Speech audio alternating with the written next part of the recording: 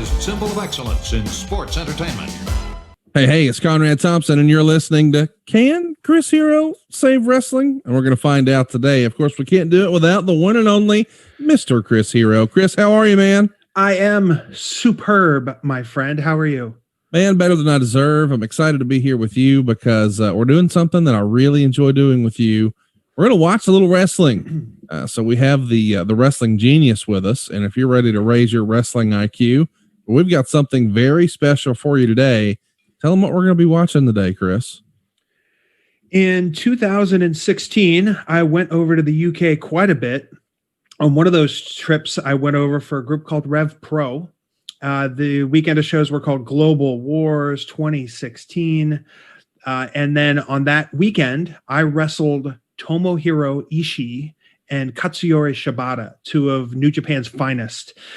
And I had never met either. I had never wrestled either. And, you know, both of those guys were getting a whole lot of buzz with just the rise in popularity of New Japan in, 2015, 2016. And just such a cool weekend for me to be on these shows and work with these guys. So I was really looking forward to it.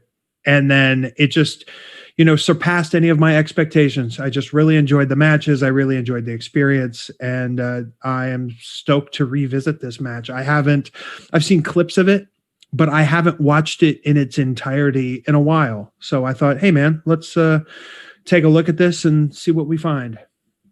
I'm excited to talk about this one because I think a lot of wrestling fans have recently fallen in love with New Japan over the last few years. But so a lot of us are going to be familiar with Ishii, but another name that a lot of folks have maybe heard, but maybe not seen a lot of is Shibata. And he had one of the more tragic stories in wrestling history, did he not? Yeah. Shibata came up through the New Japan dojo. He ended up dabbling a bit in mixed martial arts. He left New Japan and, he just, created a certain aura presence for himself, somewhat similar to Minoru Suzuki. He just, very adept and strong in that style. He eventually made his return to New Japan and really devoted himself to those shows and had some incredible matches with guys up and down the roster, from Tanahashi to Okada, Ishii, like we're talking about now. But he had a very rough match with Okada and just had some damage, had concussion and had some potential long-term issues, and was forced to retire from in-ring action, from wrestling on shows. And it was heartbreaking, man. It was, we get so used to getting wrapped up and caught up in the physicality of certain matches that we forget how precious health can be. Mm-hmm. Because all it takes is one wrong fall, one wrong strike, one whatever, and someone's life is forever changed. And Shibata's had a bit of a personal redemption, as he's made his way back into the New Japan scene as the head coach of their dojo. Specifically in Los Angeles when they started the camp over here. And he has really poured himself into teaching, and that gives him, a little bit of, it's not the same as performing yourself, but it is the next chapter in your career. He came back and did a little bit with Kenta, I believe, but, has not had any actual matches. Maybe something will turn around and, a doctor will clear him and see that there's no harm to him. But he was just such a unique character. Black trunks, black boots, kick pads, whatever, no nonsense. But the way he moved around in the ring, this presence that he had, like I said, similar to Minoru Suzuki, just had an aura about him and just made him stand out, although he's just wearing, black trunks and boots. He was a guy that I'm very fortunate to have gotten to have a match with. He was awesome. And it's really cool that he was able to make his way back to New Japan and just put on some classic matches before he had to hang it up.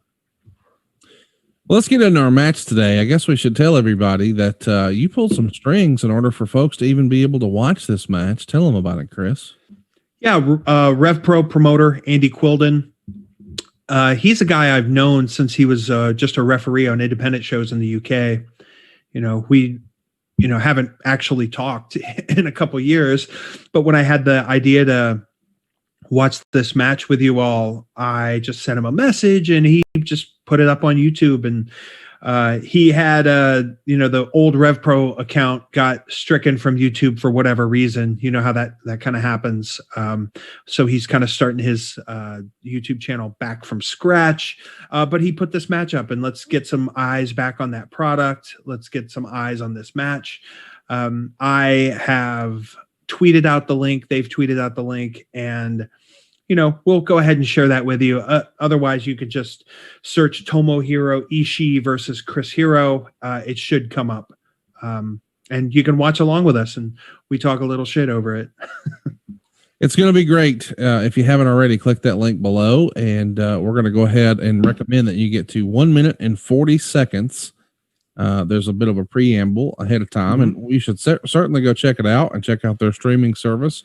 But it would be weird for us to give commentary over that. So go to 1 minute and 40 seconds, and then Chris will give us a countdown. And when he says play, we'll press play. Chris will probably say something like 3, 2, 1, play. So you'll see it coming and be ready. And let's watch some interesting play. Stuff. Probably never. There you go. Yeah. Shit. Randomly. Damn it. I messed it up. Sorry. I just get so nervous. What do I do with my hands? Let's just count backwards and take some deep breaths. All right. You'll be fine. Here 3, 2, 1, play.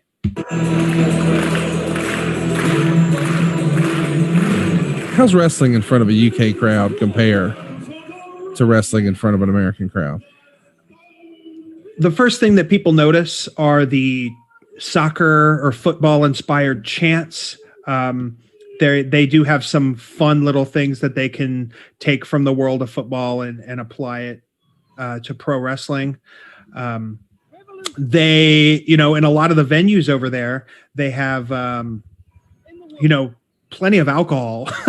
Sure. So they're just more likely to get rowdy and just really have a good time. This is York Hall, the famous York Hall, Bethnal Green. I believe they started holding events there back in 1929, I want to say. Very famous boxing venue. And, Rev Pro brought some, that's promoter Andy Quilden right there. He's got a blazer and some sort of a teal or turquoise shirt. He brought pro wrestling here. We've had some great talent. Muda came over there, I think, in the mid to late 2000s. This is the same venue where Will Ospreay wrestled Vader. Same venue where Zack Sabre Jr. wrestled Kurt Angle. So just very cool for me to go in here and have this match with a New Japan star in front of just such a raucous crowd. Look at that venue. Yeah, I actually did a podcast there with Bruce Pritchard. Can you believe that? I can. Well, so smarten everybody up about Rev Pro. If you're familiar with the UK scene, this will be sort of the dumbed down version, I'm sure. But sort of make a comparison to an American promotion, if such a comparison is possible. Stylistically, I could compare them to Ring of Honor and the fact that Ring of Honor had a working relationship with New Japan as well, and you saw a lot of the same performers. But they had, Rev Pro had their own roster of guys that had come up through the scene. Different guys that had been. This is around the same time as the UK wrestling explosion. That had maybe started, I'd say maybe 2014. But it's in full force here where they are just getting these shows from all these different companies, whether it's Progress, ICW up in Scotland. You had Southside, you had PCW, you have, Rev Pro like we're watching right now. They were just bringing a lot of awesome wrestling and foreigners that would come in. They would call them imports. because you got to fly them into the country. They were putting imports up against, it wasn't like in the 90s or the early 2000s when you would, bring in Steve Corino and Al Snow and they would wrestle each other because you would think that that's what an audience would want to see. They import these guys and they spread them out amongst the card where you're seeing your local guy that you've watched from his young boy days up until he's standing face to face with one of New Japan's finest. So they really just brought an interesting dynamic there. And just like I said, the historic venue, the hot crowd, just the card top to bottom, they had tons of people in for this, Naito was in, Liger was on these shows. It was just, it wasn't just 2 or 3 guys from New Japan. It was like a whole caravan. You at this point in your career had already been through NXT, or I guess FCW, just WWE development. And so now you're back, probably where you're most comfortable. Would that be fair to say? I mean, this is where you were having your most fun outside of WWE, right? I mean, this is absolutely sort of major. Yeah, 2016 was a real renaissance for my career because I was able to call my own shots, work with whoever, work for whoever. I was one of the rare guys that took the time to book all of his own flights so that I could leave when I wanted, arrive when I wanted, and I just relied on the promoters to reimburse me afterward. And it can be a lot of work, but for me, I did not mind going the extra length just so that I could enjoy my time a little bit more. Sometimes, when you're at the whims of somebody else, you end up at an airport for a couple hours waiting for someone to pick you up, or you have to drive 40 minutes this way or an hour this way or whatever. I would like to rent a car, book my own flights and just kind of call my own shots. And this was just very indicative of it. Ishii, strong, not the tallest guy. Right. Oh shit. I really should not have mocked his height the first thing. Huh. Maybe it's working out for me. How much of this do you guys sort of lay out in the back because of the language barrier, and how much is just called in the ring? I would say it's about 50-50. Oh, there I am again. I would say it's 50-50 because you want to have some sort of a skeleton and you want to have some sort of a satisfying conclusion. But when you're out there, if you are so programmed into your brain of what you want to do, you miss opportunities of what you can do and what can actually make that match special because of the circumstances and environment. Language barrier is not super difficult because a lot of Japanese pro wrestlers, even if they don't speak English, they can speak wrestling.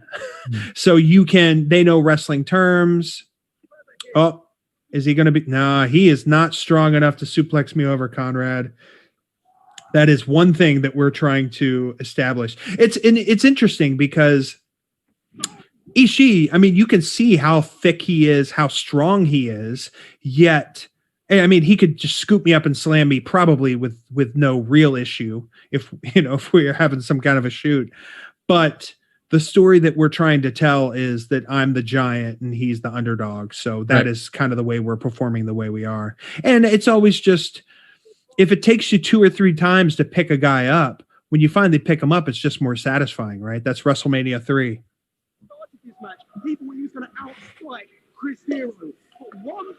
Any difference in a UK referee versus an American referee? Not particularly. I'd say UK referees are more comfortable when they do the rounds matches. That's something an American referee might be a little confused by. But, I've had a number of referees I've worked with over the years over there that just are very helpful. I have to compliment Ishii here on having an incredibly choppable chest. Those guys, they just have their, that broad chest. I don't know if it's just the type of exercises they do or just the rice that they eat. They just get that thick, meaty area. And I've got these big old hands and it's just, man, it always gets a great sound. It's a great visual. I just, you've got the Ric Flair knife edge chop, right? Which I believe is, from when I see it, it just looks like a little bit more of the hand. And when I would do those kind of chops, they were 50-50. I'd get great sound on one and I'd get shitty sound on the next one. And it's just disappointing. So I kind of adopted that Kenta Kobashi, that whole forearm kind of chop where you place your hand on their opposite pec and you flatten your forearm out and you just really get like a real sick thud. Are you trying to cup your hand a little bit? Yeah, I cup it a little bit. I don't cup it too much because as long as you keep your hand nice and loose and together, you can get just a good little, good old smack on it. Oh, and I love ramps. Anytime I have a match where there's some sort of a ramp, it is just always fun to do a little something on. I agree. It reminds me of Budokan or Tokyo Dome or, oh, there we go. Got to show off a little bit. And I don't know, but I think I may have almost botched that first kip up and recovered by doing another kip up. Talk to us a little bit about the big boot we just saw. I've always been curious about this. I picked Rick's brain about this once, and he said in order to learn how to perfect the magic of a punch, he was taught to tie a string to a lampshade in your hotel room and just punch it until the string didn't move. And I'm just wondering, when you're out there really in the heat of the moment and now you're going to throw a kick and you're not a little dude, you're a tall guy. How do you do that and not kick the guy's head off, but still make it look good? It has to do with the distance you're kicking from. It has to do with whether you're following through. I would say when I used to do big boots in the first half of my career, I would do maybe like the running mafia style kick where you just kind of kick through the person. Mm-hmm. I think it was when I was working a lot with the Wyatts in my first run in NXT FCW, where they had these big beards. And, I'm a tall guy. I got a long leg.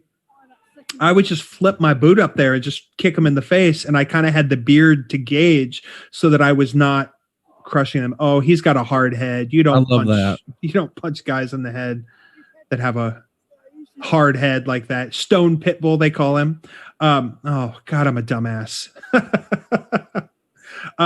So just using that technique to just punch guys. What am I doing, Conrad? I have opened the window for him to just come back and kick my ass over. I don't know if I'm trying to be macho or what. And can he get it? Can he get the suplex? No, he cannot. And let me ask you, in a match like this where there's going to be video of it, do you briefly discuss the match with the announcers ahead of time? Like, hey, here's the story we're trying to tell. Or do you hope they can just fill in the gaps? I try to do that always. Whenever it just makes me sound better, it makes the match make more sense. And I think this is finally going to be it, Conrad. He looks determined. And he lifts my big ass up. Now look at that reaction for a damn suplex. Yep, I like it. I'm very proud of that. Very simple move, but it was built to, his emotion was great. You made it better. It's old school, baby. Yeah, I love it. So yeah, I lost my train of thought. What was the last question? To announcers and just sort of man. So when I'm on TV, I go OD. I'm like, I write down whatever from the beginning, middle, and the end, little bits that I want out there, and I will go to the commentator. I'll read through the list so that he knows where my brain is out, and I'll leave it with him. Even if he doesn't say anything that I have for him to say, he at least will have a better understanding of what I'm trying to accomplish, and that can help him fill in the blanks.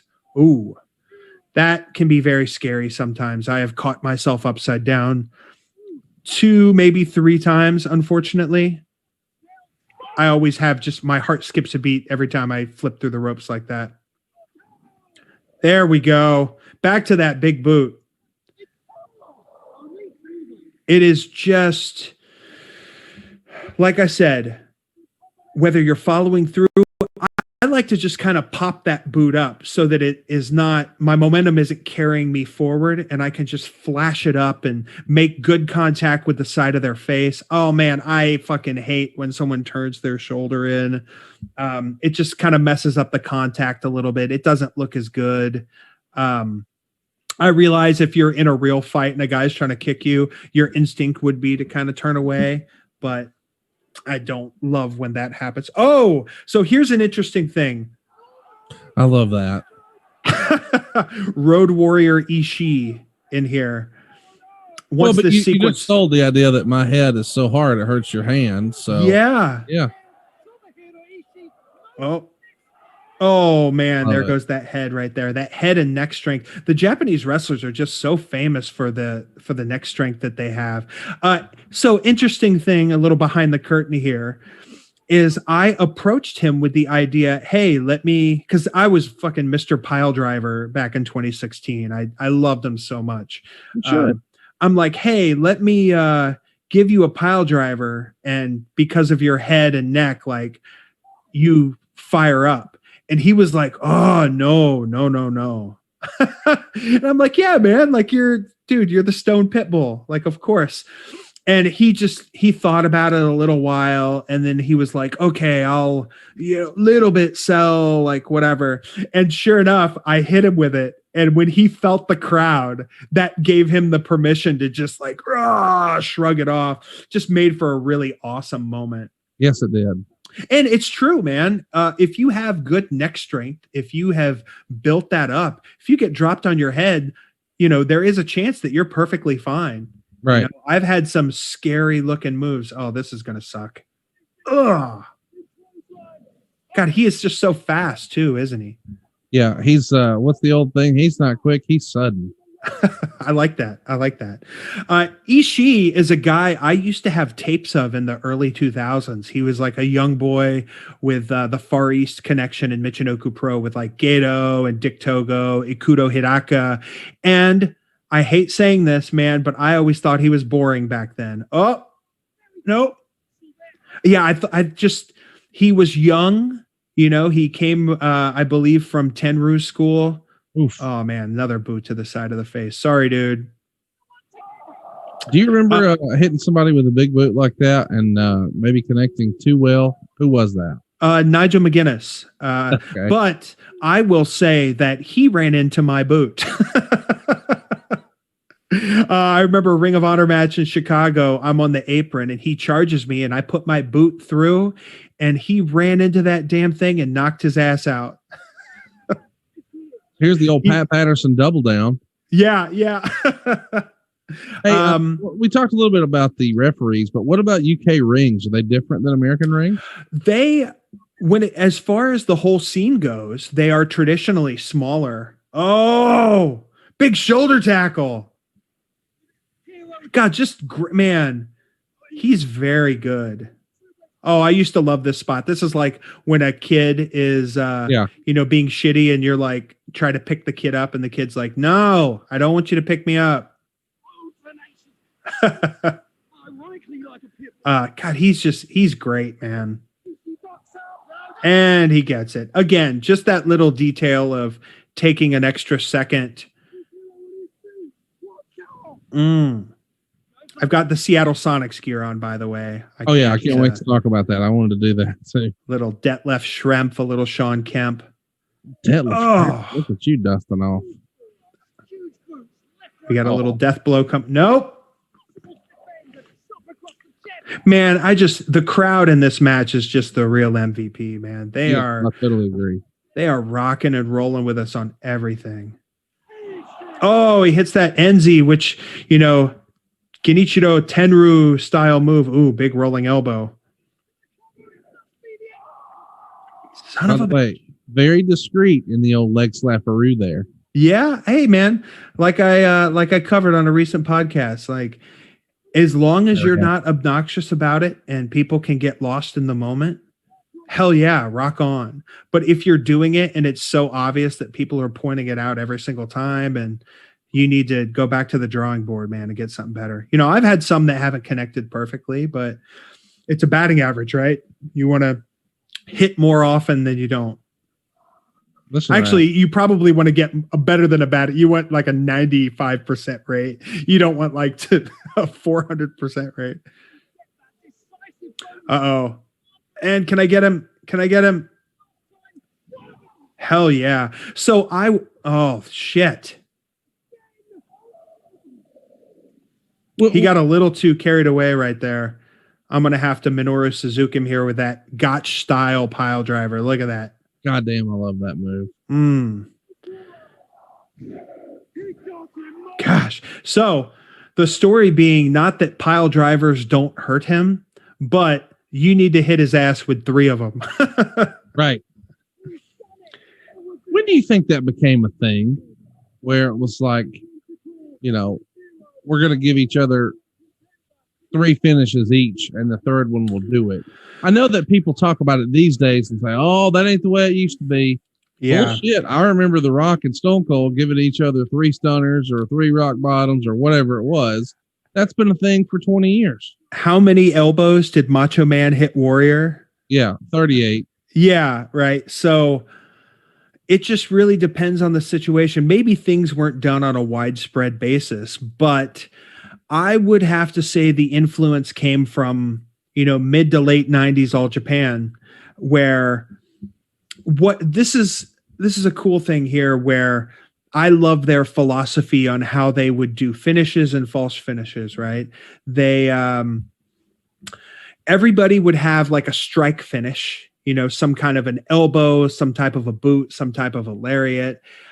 Guys would have like some kind of a power bomb, tiger driver, power bomb, whatever. Guys would have submission finishes. But then you also had universal finishes, whether it's like a German suplex with a bridge, a splash off the top rope. Like I said, any type of power bomb, any type of lariat. You educate the fans that the match can end with any of these. It's right. Not that the lariat, he kicked out of the lariat doesn't work. It's like, no, he needed the lariat and the backdrop driver, right?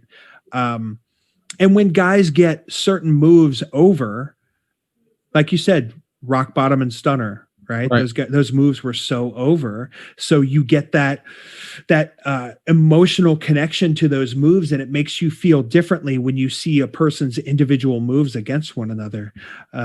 I would say that, the 90s Japanese wrestling, Misawa Kawada, Kobashi, Taue, all of those guys really influenced generations to come by how they would structure their matches. And every now and again, you have a match where you just go too far, right? And the important part is that you recognize that you did, in fact, go too far. And then next time you have to pull it back. But you have to realize that the first couple matches where you're pulling it back, people are going to be disappointed. That's right. Right? It's not going to be as satisfying. So you have to figure out other ways to satisfy. A good finish isn't the only satisfying thing about a pro wrestling match. You have just the presentation. You can have a story with how how the match is progressing. There's just so many different avenues when your finish is, I don't want to say it's going to be a fart, but it's just not going to live up to what they expect it to. You have to know that going in, and you just have to have the balls to go out there and accept it and pull things back. Because if you just keep trying to top everything, it's just, you're going to end up doing too much damage in the long run. That has to be slow. And like the WrestleMania model is once a year, everybody really pulls out all the stops, and humans become superhuman, superhumans become gods on that one night a year. But if you carry that over into the next pay-per-view, the next big show, it loses its effect. And then what happens 11 months later when you have to go back and have another WrestleMania match? What are you going to do? Right. So it really falls within the details of the match of doing, if you can't top something, you just have to do something different. let's talk about the match we just saw. You got the win there, and I gotta say, I don't know what I expected there. It was the thinking, hey, I'm gonna be more of a regular here in Rev Pro than Ishii is. Ishii will sort of be the special attraction. This can, be the start of a series of matches for me, but Ishii's probably not going to be here as long as I am. So maybe that makes sense. Or what was the thinking? I think the immediate thinking was that I was going to challenge Shibata the next night. And if I would have lost in this mid-card match, regardless to it being against Ishii, who's incredible, that there would have been a contingent of the fans that would have been even less likely to think that I would beat Shibata the following night. So this was just bringing me in to give me a little bit of credibility. And Ishii is the type of wrestler that gets over regardless of whether he wins or loses. Yeah, it's great to throw him a bone and give him a run and, do whatever, but his style is so conducive to engaging an audience that, he can get his ass kicked every single match. And that's like, hell yeah, come on, man, fight back. Like that is part of his character. I don't think it did him any harm in losing to me. And I think it definitely helped me put me in a good position for my match with Shibata the next day. Talk to me a little bit about how different it is, because I think sometimes people just assume, oh, well, if you're a wrestler, you definitely want to work for WWE. And I'm not saying that that's not the case. I mean, I think most wrestlers here in America grew up being, little Hulkamaniacs or loving Stone Cold or The Rock, and they were WrestleMania obsessed and they had the action figures and the video games. And I get that. But then once you actually get into the profession, you probably realize, well, there's more than one way to do this. There's the WWE way, and there's not that there's anything wrong with that. It's just a very particular way. And you're you are dictated to. Whereas if you're an independent, you truly are independent, and you get to pick who you want to work and when you want to work and where you want to work. And you can negotiate for how much, and you can negotiate your time or the finish or all the particulars. Whereas with WWE, it's sort of, you have to be here at this time and we'll bring you a sheet of paper that says what you're going to do. And there's nothing wrong with that. They both, it's a trade-off, right? Just talk through that process for us. So this depends on how you measure success. And if you're a kid that grew up watching WrestleMania, watching Raw, SmackDown, playing the video games, in your head, that's going to be what your marker is for success, because you just, oh man, I see that. That's inspiring me. That's what I want to do. Once you start seeing other types of wrestling, that is when it opens the door in your brain, pardon me, that, wow, other things are possible. Like I could go here and wrestle this style. I can go and work in front of this crowd. There are just so many other options. And there is a certain sense of pride in being successful on an independent level. There's a certain pride that goes along with being, getting your contract with WWE and being chosen, right? And then there's a certain pride that goes along to being chosen or being picked or being selected to receive a certain spot on the card, a certain spot on the television show, a certain pay-per-view match. But at the end of the day, it's someone's choice. It is this guy at the top going, okay, this guy, and this guy. Maybe there's a situation where there's someone that he's not too fond of, and he goes, well, hell, he's kind of earned it. Let's give him a run with it. Let's see what he does, right? But those are all coming from someone else's choice. Now, on the independents, there is a lot of choice involved too, because obviously a promoter has to pick you to work on his show. He's got to book you. He also has to book who's going to win the match.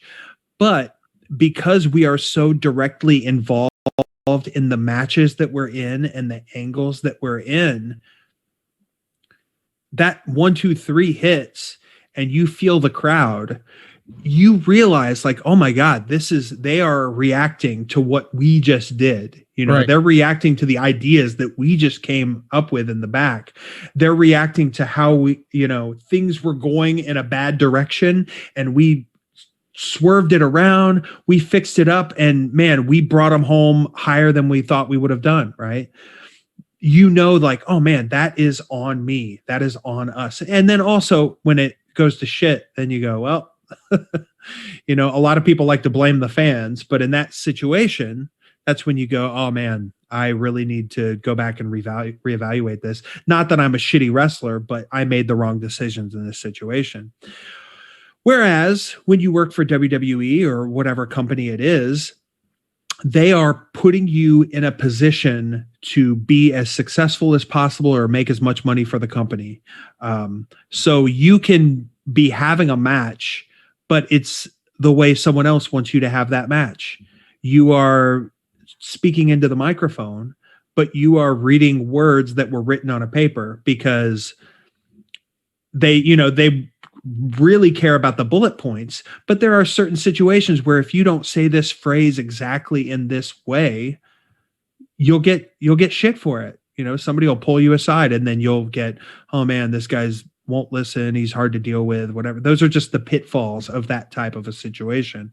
Whereas on the independents, I just really cherish that freedom. You don't have the security of a weekly paycheck, but you do have the freedom to live and die by your own sword, right? It is the match that we put together was my idea. The finish that we came up with was, us working together. I took this booking. I connected with these fans at the merch table. Like it is more on you rather than having a match that the fans don't like, but it's not because of your performance. It's because of the circumstances leading into it. The way the match was set up, the way it was booked, the TV segments that you did, the promos that you cut, right? Which you may not have any ownership over that at all. I'm rambling a bit, but does that make a little bit of sense? No, yeah, absolutely. Talk to us a little bit about, what your experience is like when you go over for a show like this, because you're probably not going as a one-off. Like while you're in Europe, you're probably going to try to line up some other bookings. Talk to us about what that experience is like from your side. Yeah. So especially in 2015, 2016, I was over in the UK. Gosh, it had to have been a dozen times. That's my guess off the top of my head. But I would try to get with the promoters and all right. Because a flight to the UK can be anywhere from $1,000 to $2,000, depending on when and where. That's a lot of money for one promoter to foot the bill. So right. I would try to set up. I think 2 weeks is about the ideal time because then, 10 days, maybe you get 2 full weekends, Friday, Saturday, Sunday, couple days off, another Friday, Saturday, Sunday, and then you're back home. I think those trips are ideal where you can do shows all throughout the country. You can drive to all of them. You don't have to fly anywhere. You can do little seminars at the different schools. And then you can also sell your merch, all right, these are the shirts that I'm bringing over. These are the DVDs I'm bringing over. How funny, right? That's how long it's been since I've been on the indies. I used to bring DVDs to show to the shows to sell. And you don't overstay your welcome. Right. There's nothing wrong with being over there for extended periods of time. You can make the most of it. But here's just a nice balance of I'm here. You guys get a little taste of me and then I'm going to be gone for a couple months and then I'll come back and I'll do it all over again. That being said, some of these RevPro weekends were a little bit different because Andy wanted me on these shows.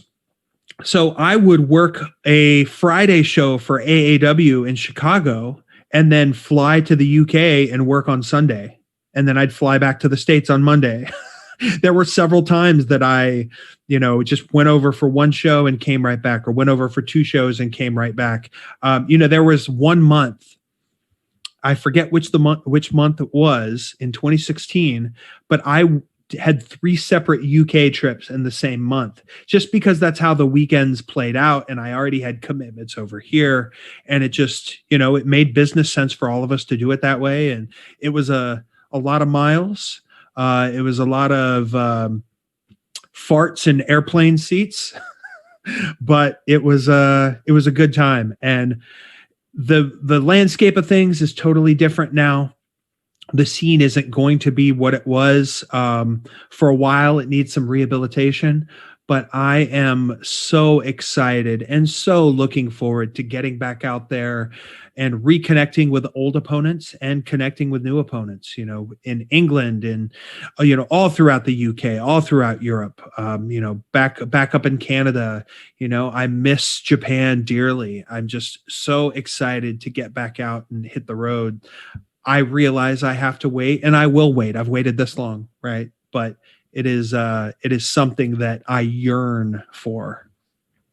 If you were to recommend to some of our listeners, perhaps an opportunity to go catch up on some more Ishii matches, is there one in particular you'd recommend that everyone check out besides the one we just saw, of course? Oh man, I'm just going to throw some names out there because while I am the wrestling genius, dates don't always stick in my head the same way as just specific opponents and specific matches. So I don't always know the exact date or which exact show it was on. However, I will say that Ishii's opponents over the years, I can remember a match he had with Kenny Omega that was exceptional. I think that was in the US. Got very cool to see him face off against Zack Sabre Jr., just very opposite styles, and I thought they worked very well together. Him and Okada, and then I would say maybe the most memorable for me are his matches that he had with Shibata. So if you have the New Japan Network and you're into that sort of thing, I would look those up. I would, do some Googling and see what's out there for free. But Ishii, just what a stud, man. He is so unique, and he just he's somebody that if you have the opportunity to see live, he's somebody that will always deliver. Let's talk a little bit about, when you were sort of referencing the All Japan matches that maybe changed the influence. You named some of the main players. Is there a match in particular that you could recommend from the Wayback Machine if someone wanted to start dipping the toe in the nostalgia of Japanese wrestling? So I'm going to look this up real quick to make sure that I have the right name. There is a gentleman from the Philippines. His name is Joseph Monticello, and he has created a lot of exceptional content, right? And what he does is he's a big wrestling fan, he loves it. But he also enjoys the intellectual side of it. So it's not just the kicks and the punches and the suplex. He loves, like a lot of us, he likes the story of the matches. He likes the history. That is one thing that is just so exceptional about Japanese wrestling, is how much they respect their individual history, the paths that they have crossed over the years, the just the dynamic that they have with one another. So Joseph has put together this series of videos on YouTube called Walking the King's Road. And what he does is he will show clips from these famous All Japan matches, and he will give you a bit of a breakdown of the history. Like I'm looking at the lineup right here. And his first video is a tag team match between Tenryu and Kawada from 1988, facing off against Stan Hansen and Terry Gordy. Giant Baba was always very deliberate in the way that he portrayed his foreigners, and he would really make them ass kickers. Like the two we just mentioned, Hansen and Gordy, Bruiser Brody, Vader. Like he just was really had a sense that building up these foreign monsters obviously historically in Japanese wrestling, he wasn't the first to do it, but I just think some of those matches and characters were very iconic for that time. You look at the second match, it's Jumbo Tsuruta versus Tenryu.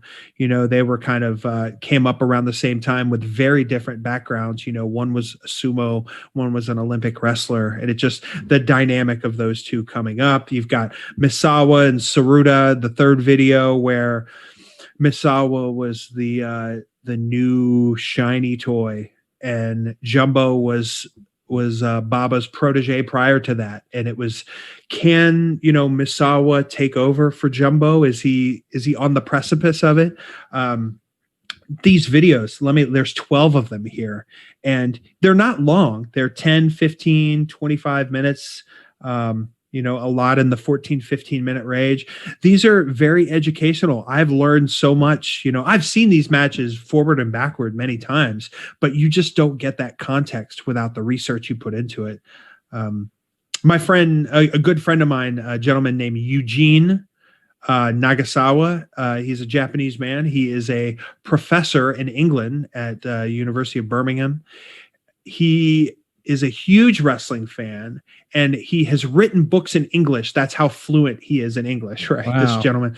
I first met Eugene by, trying to get translations from him because I knew he was a fan. My friend Alan put us in touch, and he would send me transcripts of the commentary from my matches at Pro Wrestling Noah. And it's just so fascinating to hear the things that the commentators would say. It tells a little bit of a different story, and it just provides that context. So knowing people like Eugene has helped me find out more context from wrestlers and their past, their history, just little details that get lost in translation. Joseph is a guy that has really gone through there and really studied his stuff. So I would highly recommend his videos.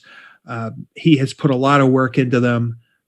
Just if you are looking to get into that, Japanese wrestling is intimidating. It right. is, how the hell do I pronounce this guy's name? Like, how do I tell these guys apart? And I know because I liked the junior heavyweights. I liked the Kaientai guys. I liked Liger. I liked Great Muta. Now I'm watching this match with 4 guys in it, and I don't know any of them. I just have a piece of paper that has their names on it, and I kind of have to guess who's who. You listen to the commentators, you listen to the ring announcer. It's a challenge, right? What was so good about All Japan is Misawa wore green, Kobashi wore orange, Taue had red, Akiyama wore blue, Kawada had black and yellow. So even if you don't know their names, it's like, wow, orange guy just lariated black and yellow guy's head off. Right. As silly as it sounds, it works. Yeah. Yeah. But if you just throw a match at someone, hey, watch this 45-minute Kawada Misawa match. It's the best match I've ever seen. It is hard to get into. So just me recommending these videos, is a way for me to say, hey man, there are resources out there that'll teach you a little bit about this. We used to be on the Death Valley Driver message board, exchanging info, and God, you would get your tapes from Jeff Lynch or whatever, and you would literally be pronouncing someone's name incorrectly for years until you saw it and you're like, oh my God, it's Kensuke Sasaki, or it's the great Sasuke. Like, you just didn't know because we didn't have the resources back then. So it's just, a credit to the industry that there are people like Joseph out there that put this thought into this and just make wrestling even more enjoyable. So it's okay to be intimidated by foreign wrestling, whether it's lucha, whether it's, wrestling in Europe, wrestling in Japan. We all have to start somewhere, right? Sure. So I'm very cautious about recommending these blockbuster 5-star matches because you don't know the context going in. So it's a little hard to expect them to enjoy the match in the same way. Well, it's time for us to talk about the words of wisdom. You drop a little bit of knowledge on us every week and make some recommendations for those that are in the business of things you think we can do a little better with. What do you have for us this week, Chris? since we're on such a Japanese wrestling kick right now, and I love it, there is a bit of a misunderstanding with some of the stuff that the wrestlers do. And you're just like, oh my God, how did he just kill him? Like, how did that hurt? Did that, whatever, like the damage these guys are putting on each other. And, some people find it hard to enjoy. We just talked about Shibata, right? And Shibata was a master of the shoot headbutt. And when you know that his career was ended by a head injury, it's hard to take enjoyment in the fact that someone is crushing into someone, right? When you know the lasting effects that it can have. That being said, there is a difference between safe, stiff, and it's hard to figure it out, right? You can't just go, oh, okay, this is the only way to do this. This is a way not to do this, right? Because it's different. When you see someone doing a move and it looks incredibly stiff, there is a chance that the person they're doing it to is a good friend of theirs and does not care that they're about to have their head taken. Because it's like, when you're in there with a buddy of yours, it's just easier to go all out. When you're in there with somebody that you're only acquainted with and you punch him in the mouth, there's that apprehension of like, oh my God, am I going to, sorry, dude, I didn't mean to, that's not how I always work. I don't always try to punch people in the mouth and knock their teeth out. Right. So it's a very slippery slope, but you need to know the difference between, safe and unsafe. Right. There are certain parts on our body, the chest, the back, right, where you can really lay into someone practically full force. Right. But it needs to be like a solid flat blow. It's the difference between hitting someone in the back with a sledgehammer and hitting them across the back with a 2x4, right? One stings, one is going to fracture a bone, right? And that's the same thing as when you're throwing a club on somebody, right? You want to hit them nice and flat. When you're hitting someone in the head with an elbow, right? You don't want to hit them in the ear because you don't want to cause any equilibrium issues. You don't want to cauliflower their ear. You don't want to hit them in the jaw. Fuck you. If you've ever had a dislocated jaw or anything like that, you certainly wouldn't recommend it on anyone else, right? You don't want to, this is very fragile right here, this little nose here. Mm-hmm. You don't want to hit this with great enough force to do any damage. We talked about my big boot earlier. I throw it up there and I'll hit you right in the nose, but I'm not going to drive through and cause you any problems, right? So make sure you know the difference between safe and stiff, safe, stiff, and unsafe, stiff. Some people say stiff and snug. Snug is good and stiff is not. That's more of like an old school term. I just prefer safe and unsafe because we all know what we're talking about, right? Work on your friends, work on your buddies. And then also, if somebody catches you with something, let them know. You don't have to be like, oh, or like complain, but just, hey, just to let you know that you kind of caught me in my ear a little bit. And chances are they'll be like, oh shit, thanks for letting me know. I don't want to hurt people I'm working with. It's just, communication also is a big factor in this. If someone has a big finish, right, and they're like knocking people out with this finish, they're not going to know unless you tell them, right? And if you let it go 2 or 3 times and then they knock you out the 4th time and then you flip your shit on them, that's like, yeah, part of it's your fault for not, because then what'll happen, the damn move is going to get over. Right.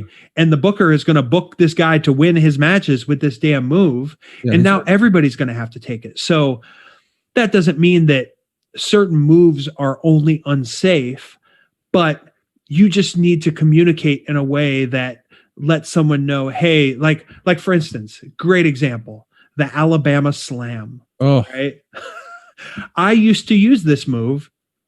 Not all the time, but there was a period of time when I would hit the Alabama Slam and roll over into my hangman's clutch. And I cringe now looking back on some of these Alabama slams that I'm like, oh my God, I had to have killed him. Like, oh, and I don't want someone to do that to me, and I don't want to do that to them. There are certain things, like I've done a number of pile drivers over the years, and there has never been a situation where I've done a pile driver and critically injured someone, thankfully. But that is just that's a move that requires precaution. And let me say this, and then I'll wrap this bit up. When I do a pile driver, I request that my opponent grab tightly onto my legs, right? And the reason I say that is many years ago, Tommy Dreamer gave Rob Van Dam a pile driver, and it shot Van Dam straight up in the air, and it looked incredible. It is just an all-time great wrestling clip, right? So people saw that and wanted to replicate that. So a lot of people were putting their hands on the thighs on a pile driver to take the impact and push themselves up, right? I saw this happening. I can't think of a specific time and moment, but I know that this was kind of the trend to like take a pile driver and try to bounce yourself up to make it look cooler, right? When you do a pile driver and your hands are only on the person's thighs, you're not locked in. You're together, but you're not hooked in. And God, we sweat, right? We sweat. So your hands are going to slide down. You just don't have that tight, snug fit. And when we're going down as a unit, if we're not tight, we're going to come apart when we hit. So if you have your arms around my legs and we're nice and tight, I hold you as tight as I can and I jump up and really crush into the mat. I can control your body because I have a hold of you. But if you're not tucked in, you're going to slide out. You're going to bounce out. Unfortunately, I've seen a number of people in the last 20 years get their necks broken with pile drivers, right? Even if it is just, some kind of a hairline fracture or a chipped vertebrae or whatever, it is fucking dangerous, right? But not every pile driver has to be dangerous if you do it in the right way. I'm not saying my way is the only way to do it. I'm just saying that is the way that I have found the most success. So that is just one move. A lot of moves like Death Valley drivers and brain busters, these moves have a high degree of difficulty. So it's just a matter of communicating with your opponent to know how to take it, the best way to take it, and not in like a shitty way, but just if somebody catches you with something a little bit, just let them know. Let them know in a nice way, because I'm sure they're not doing it intentionally. Well, I think that's great advice. And now it's time for my favorite part of the show. You're going to play us out with a little music. What's our Chris Hero song of the week? I am going to pick a song from Jay-Z. He has a song called Say Hello. And it's off of his American Gangster album. I like the lyrics are nice. I think it's got like a nice trance to it. We talked about that with The Truth with Beanie Siegel. And Jay-Z just has so many popular singles and just popular songs throughout the years that I think this song Say Hello kind of gets lost in the shuffle. I think it's yeah, man, every time it comes on, man, it's a mood, right? So I recommend you listen to Say Hello by Jay-Z from the American Gangster album. Let's do it. Here it is. And we'll be back next week right here on Can Chris Hero Save Wrestling? We'll see you back right here on adfreeshows.com.